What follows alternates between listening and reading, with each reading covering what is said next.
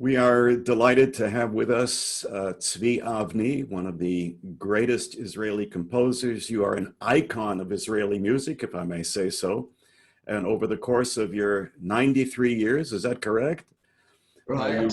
You've written a great many pieces. You've had memorable performances all over the world. You've taught at the Jerusalem Academy. You've received the Israel Prize. You've studied composition not only in Israel, but at Tanglewood with Aaron Copland and Lucas Foss. You've studied electronic music at Columbia University, and you're still going strong. Kol hakavod. If I can take you back many years, how did you decide that you wanted to become a musician, to become a composer? Well, it was a kind of I didn't have a musical background from home, what you call in German Kinderstube, musikalisches Kinderstube. Uh-huh. We came to, I'll tell you a bit of my history if it suits you. We came to Israel from Germany. I was 7.5 years old in 1935. And then a year later started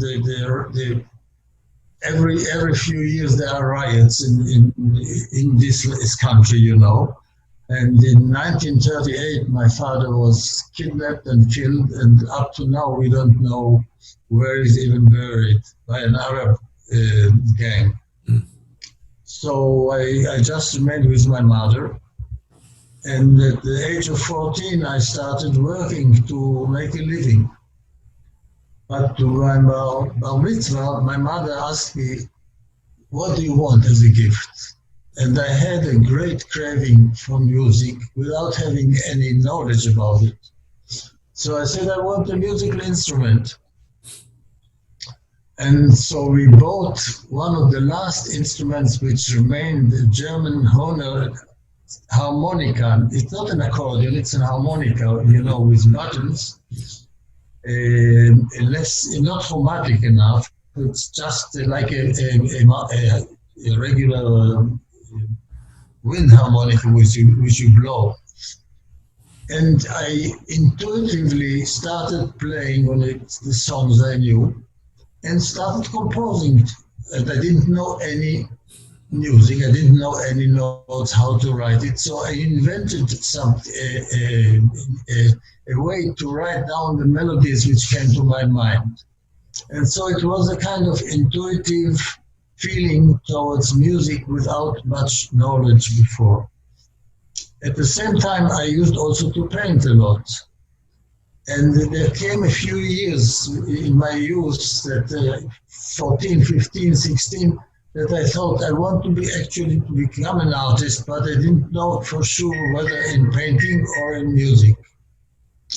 So somehow it came out that music was the stronger attraction to me. I bought also a mandolin, and there also I invented a way to write down melodies, and then I bought a recorder, a flute recorder. And only at 16, I was a member in a youth organization, the Noar Oved, the working youth. I had a yeke, a madrich yeke, you know, a real yeke from Berlin. And he started talking to me, and I used to play, and they used to dance. But I played just the things I knew by ear. So he said, see, you must learn music.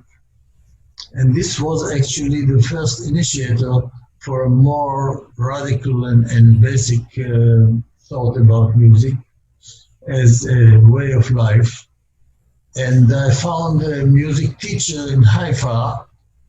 She had she was a piano teacher. I had no piano, but she gave the possibility that I could come every day for 40 minutes, 45 minutes to practice what she taught me. And that's the way it became more and more basic, a more and more basic decision. I want to become a composer. It was so important to me at that time. I started to go, this madrich schlepped me also to concerts, to chamber music concerts, and later to orchestral concerts. And it became such a passion that I thought, if I'm not a composer, I don't want to live. I was so sure. I continued also to paint, but it was a kind of byproduct of my tendencies to art. So slowly became a basic element that music is the most important part in my life. And then it went on from the music teacher in Haifa. I bought a piano later and started learning with Abel Ehrlich, which was one of my first real good teachers in harmony.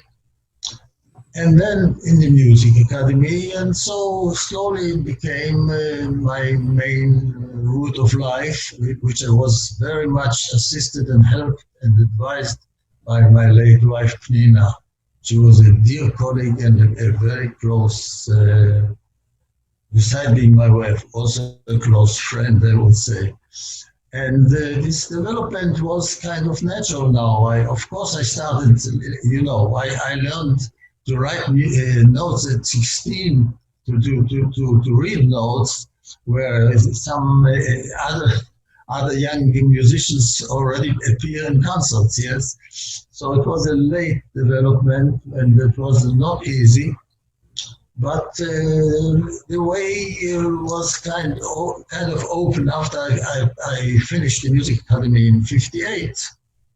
I was teaching in schools, and later I was director of a conservatory. And as you said, in '62, I decided. And speaking a bit about the style or the interest of me at that time, it was, I would say, still the very Zionist atmosphere here.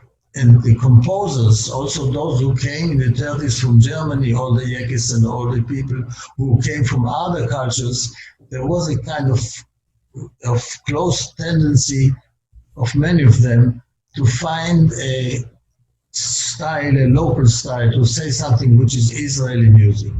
So used folk songs and influenced by Arabic music and by traditional, some even a little bit still Hasidic music or Yemenite music. So to me, naturally, at that time, it was the kind of what was called later Mediterranean Eastern style. My early works were all in that spirit. My pastoral dance and also early songs, art songs, and later it became also under the influence of my main teachers, Ben Chaim and Mordecai Seter. It became a bit also more radical, the approach to sound, to heterophony, not just Western harmony, but the harmony became, I would say, more close to Eastern ways of thinking.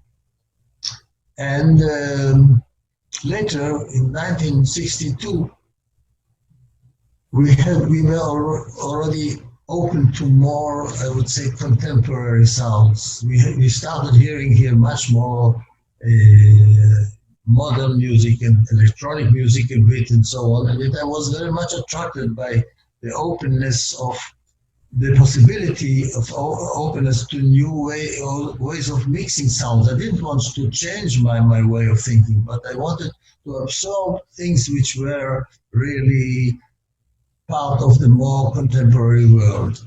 So in '62, as you mentioned, I went to America.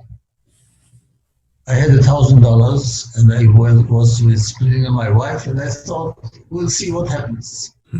So, and with the help of somebody, Amiran, he was the inspector here, he was also a composer, he was the inspector of music here. He was at that time in New York, and he made some connections for me. And I met Varese, and I met someone who arranged for me a possibility of a job at the Sephardic yeshiva in Avenue P in Brooklyn. And this was the only place at that time where they spoke Sephardic, in the Sephardic Havara. Others were still in the Ashkenazi Havara. So I was there, I felt good, I understood them, they understood me. And we found some other things to do, some music a little bit here and there. We appeared, Penina was a singer, and we appeared also with a program of Israeli songs. So the 2 years in America were very much, did a tremendous impact on me. There were the concerts of John Cage in New York every month. There was in the new school. You came to a concert and you never knew what you were going to expect. Sometimes they did all kinds of things except playing, yes, doing with the instruments all kinds of unusual things. And of course, Tanglewood was a great influence, and the electronic music also with Zachevsky, and there were some interesting people in the course. So Copland said to me then in Tanglewood, after we finished the course, he said, "You'll have a hard time when you come back to Israel because you have to reassess your musical thinking." And I said, "Yes, I know." And it took me a while to find a way to compose music which is mine and which has to do very much with my thinking of what is Israeli and what is Jewish and what is really meaningful to me, and still also has some colors of contemporary elements. It took me a while, and at that time we came back in '64. And at that time, I was still, kind of very much attached to what was before and very much open to what was to come. And they were preparing for the first Zimriya in Israel. And the committee, which was Copland, Amiran, I don't remember who else they were, and Gary Bertini, they were the committee who commissioned from 3 young composers. They should write works on Tehillim, on Psalms. This was Yardena Albertin, who doesn't live anymore, and Ben-Zion Orgat, and me. And each of us wrote, we could choose freely what text it should be, but it should be the Tehillim, Psalms. And I chose these 3 parts from 3 different parts from the Psalms, which I liked very much. And I really felt this is a very meaningful undertaking for me to write for choir something on the Psalms, which is still very much based in what I grew before. This was a kind of summing up, I would say, of my real pure, let's say, Eastern Mediterranean years. Because in later works, also for choir, it became a bit more here and there, more dissonant and more free harmony and so on. But still, I hope it has something of myself in it. Every piece I wrote for choir is very important to me. Yeah. So Mizmor Tehillim then is one of the last pieces that you wrote in the Eastern Mediterranean style. Yes. And it was written for the International Choral Festival in Israel, for the Zimriya. I remember singing it in 1970 at the Zimriya. I think Stanley Sperber conducted that performance. Right. Right.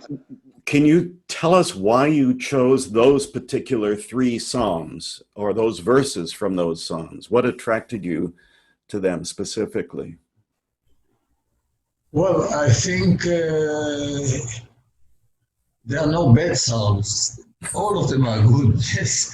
But I had that feeling that the contrast between the three different chapters here is very meaningful. The first one, I think the rhythm of the words was very attractive to me. Kol ha'amim tik'u kaf, hari'u le'elohim b'kol rina. Is really, I felt when I read it, I felt already the melody coming into my head. It is so inspiring to read these words.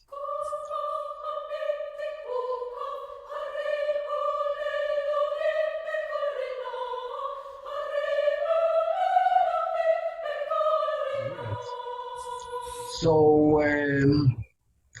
I would say that my main interest was really to find the contrast between the three pieces and to give each, the choice of each text should be really in a different mood.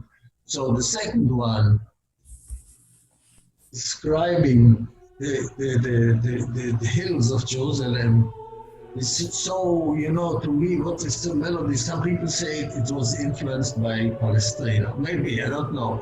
But this pastoral feeling, yes, Yefe Nof, Mesos Tevel, beautiful and the happiness of the world, this Jerusalem, the pilgrims come to Jerusalem, this feeling said to me such a musical meaning, a poetical meaning, this picture actually.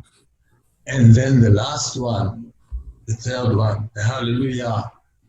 It's hard to find a composer who didn't write music to this wonderful description of all the instruments. Hallelujah.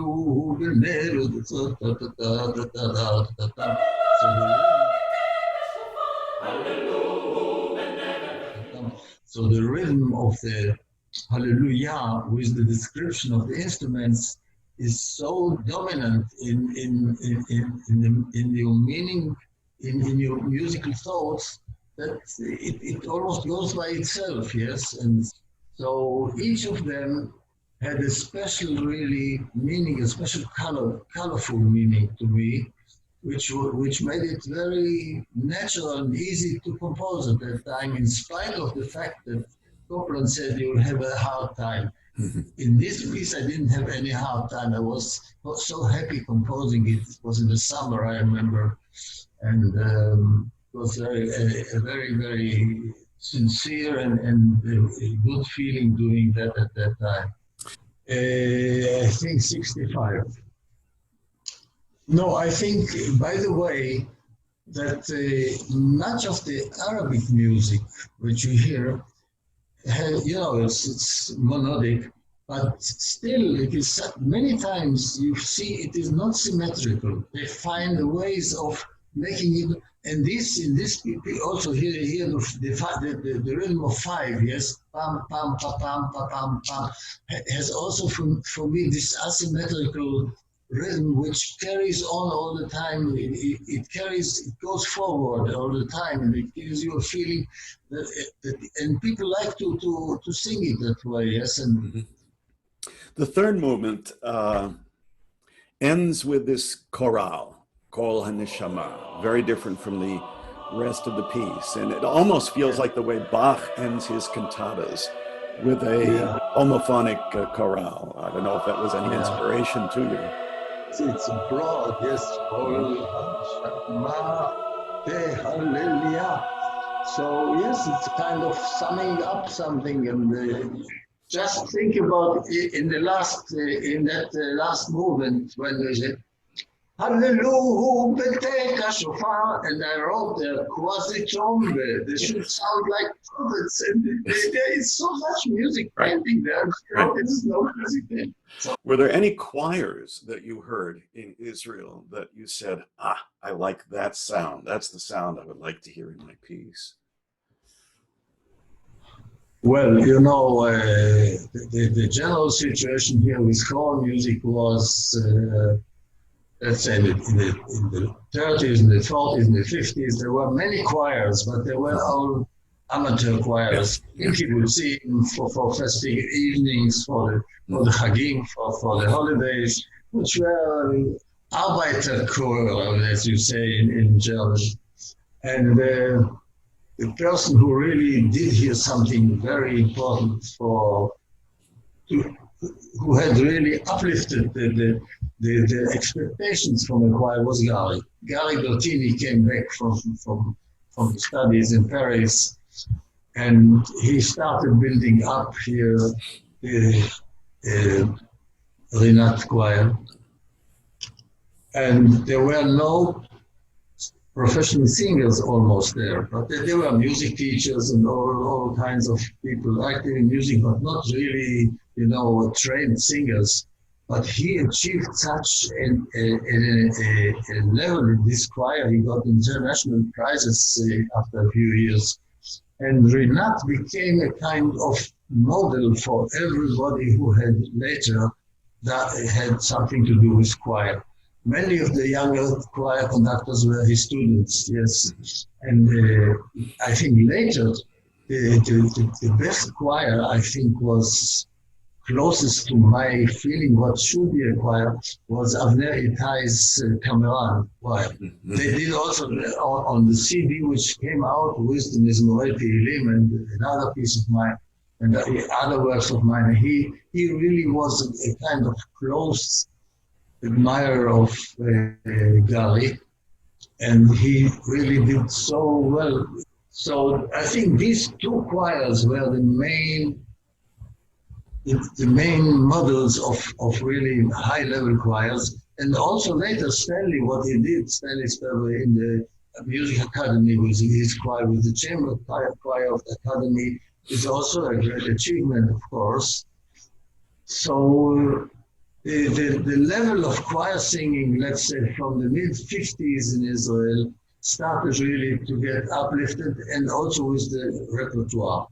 So it was a kind of development which contributed a lot and gave a lot of inspiration to people and to make them write for choirs pieces which are quite demanding, not such simple music.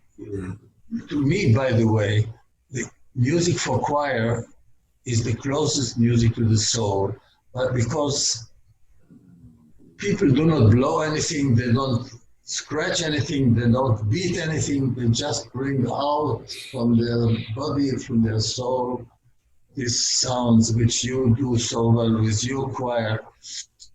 So this is the closest to really to God for me, the choral music. Well, the only thing I can say now in this stage of in 2 months I'm 93 years old. So I would like to see the world somehow getting back to itself. It is maybe too great an expectation in this time. People say it's going. This corona is going to stay with us. It's not going to say goodbye and leave us, because it's really a terrible thing to think that such a wonderful planet should go. I don't know where with this thing. So, and my hope is that, of course, that friends and people like you keep doing music, good music everywhere possible, including my music, of course. So, Tizkei Shanim Rabot, Tiyeh Bari, and thank you so much, Tzvi. This was just wonderful, and it was so great to see you and make the connection again. And for me too, it was a great and nice experience, and hopefully it's not the last one. I hope so. We'll make sure of that.